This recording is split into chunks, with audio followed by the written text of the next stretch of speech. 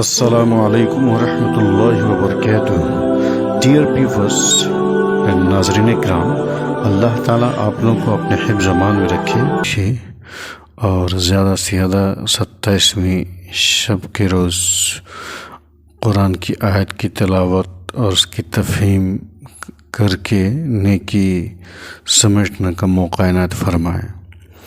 سورہ حدید کی آیت نمبر 21 سے 25 تک کی تلاوت اور ترجمہ اور مختصر تفسیر پیش کی جا رہی، بغور سماعت فرمائے۔ اعوذ باللہ من الشیطان الرجیم، بسم اللہ الرحمن الرحیم۔ اعلموا انما الحیاة الدنیا لعب ولهو وزینة وتفاخر بینکم وتکاثر فی الاموال والأولاد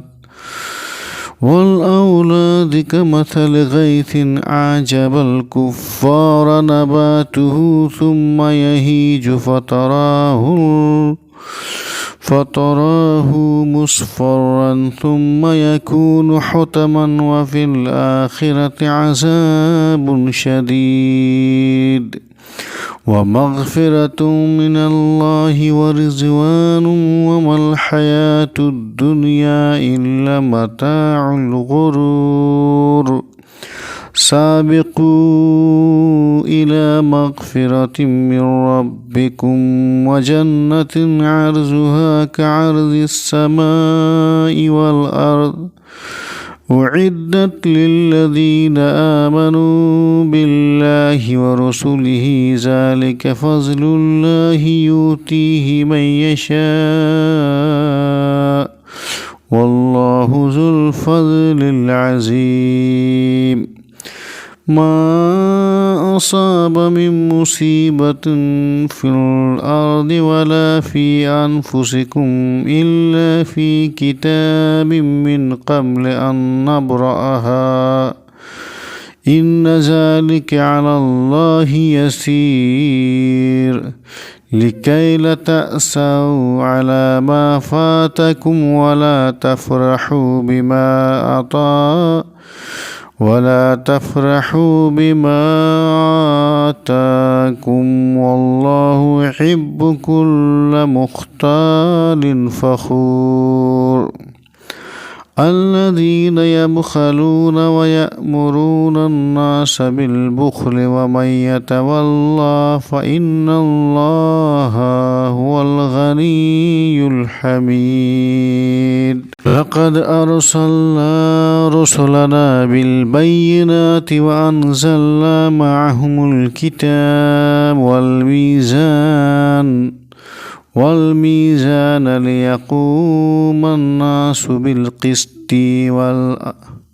بالقسط وأنزلنا الحديد فيه بأس شديد ومنافع للناس وليعلم الله من ينصره ورسله بالغیب ان اللہ قوی عزیز۔ جان لو کہ دنیا کی زندگی ایک کھیل ہے، تماشا ہے، ظاہری ٹپ ٹاپ ہے اور تمہارے درمیان فخر کی علامت ہے۔ مال اور اولاد میں بڑھ جانے کی کوشش کرنا ہے، اس بارش کی طرح کہ جس میں کسانوں کو اس کے پودوں نے خشک کر دیا، پھر وہ بڑھتا ہے، اس کو آپ زرد رنگ کا دیکھو گے، یعنی پھر وہ بھوسا بن جاتا ہے، اور آخرت میں اللہ کی طرف سے بخشش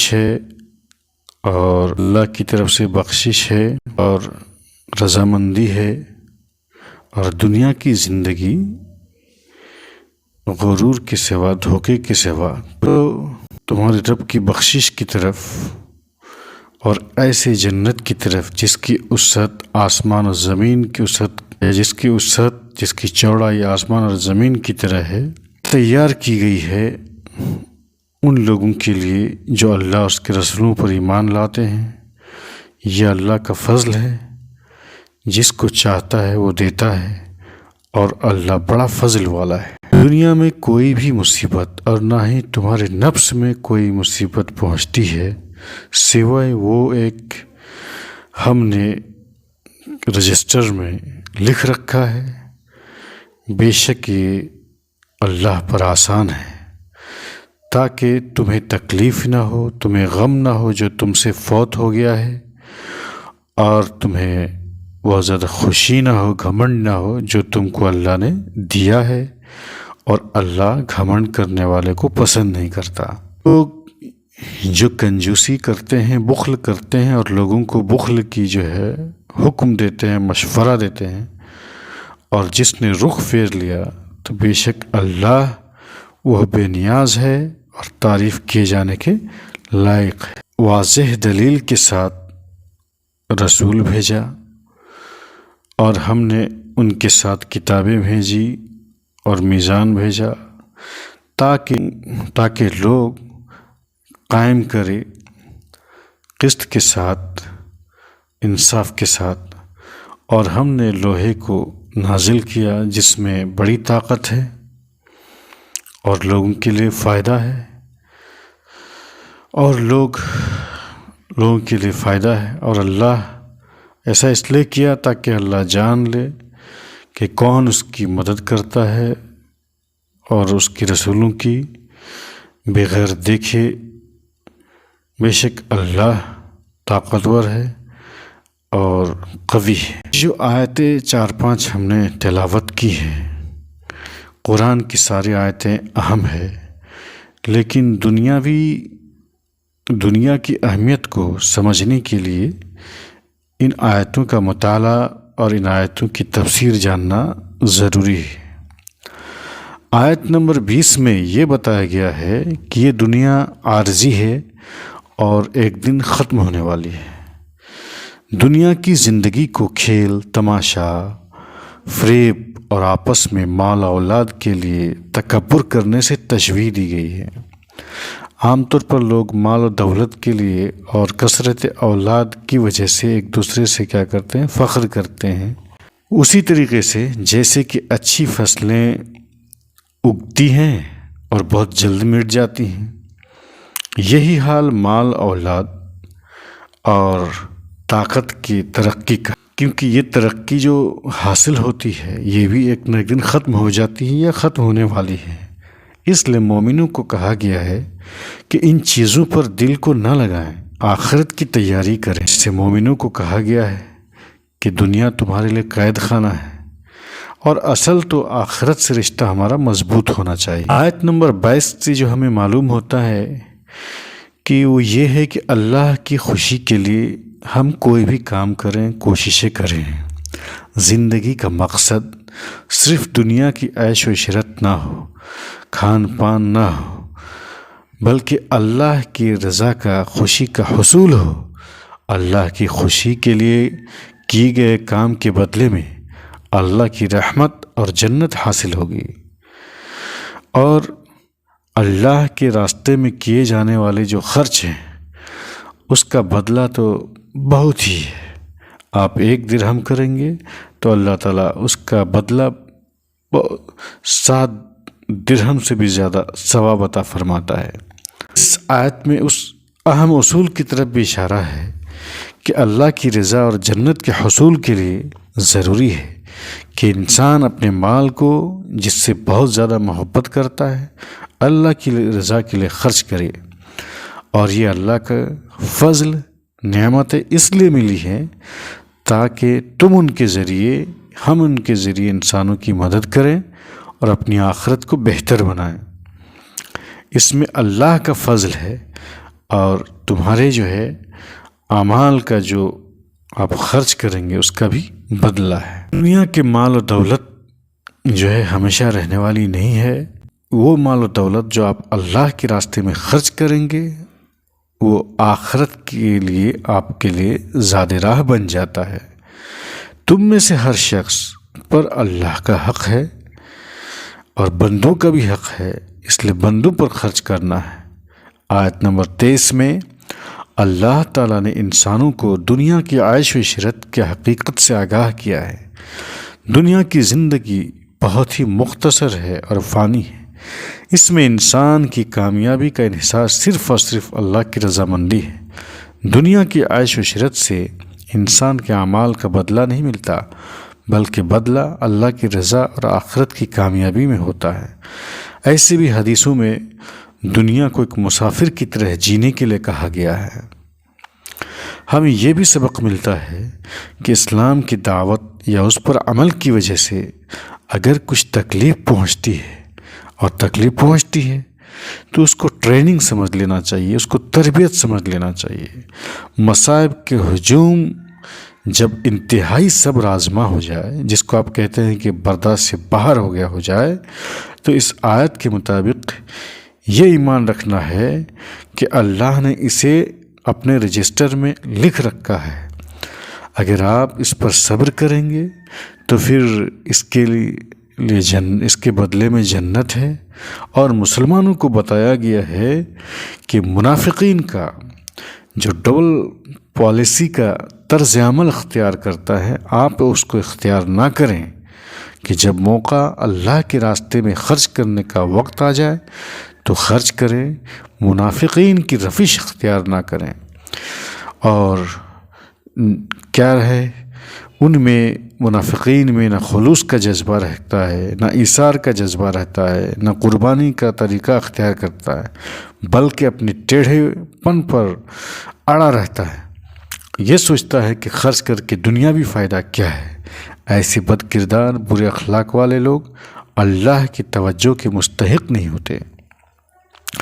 اصل میں لوگوں کو جب تکلیف ہوتی ہے تو اونے پونے باتیں اول فول بکنا شروع کرتا ہے اور تقدیر کو بھی برا بھلا کہنا شروع کرتا ہے۔ اور جب ان کو مال و دھن دولت یا کوئی اہم چیزیں دی جاتی ہیں، نعمتوں سے سرفراز کیا جاتا ہے، تو پھر وہ گھمنڈ کرنے لگتا ہے۔